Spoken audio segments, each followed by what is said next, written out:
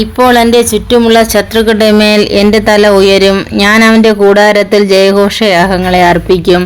ഞാൻ യഹോവയ്ക്ക് പാടി കീർത്തനം ചെയ്യും. യഹോവേ, ഞാൻ ഉറക്കെ വിളിക്കുമ്പോൾ കേൾക്കണമേ.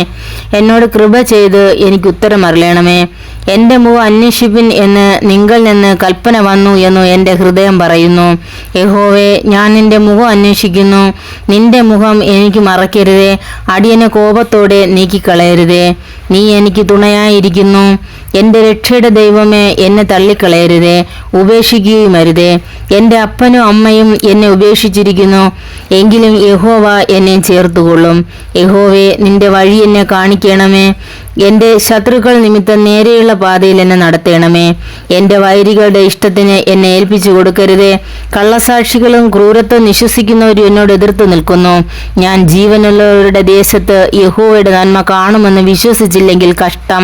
യഹോവയെങ്കിൽ പ്രത്യാശ വയ്ക്കുക, ധൈര്യപ്പെട്ടിരിക്കുക. നിന്റെ ഹൃദയം ഉറച്ചിരിക്കട്ടെ. അതേ, യഹോവയെങ്കിൽ പ്രത്യാശ വയ്ക്കുക. ദൈവമേ, അങ്ങേക്ക് മഹത്വം ഉണ്ടാകട്ടെ.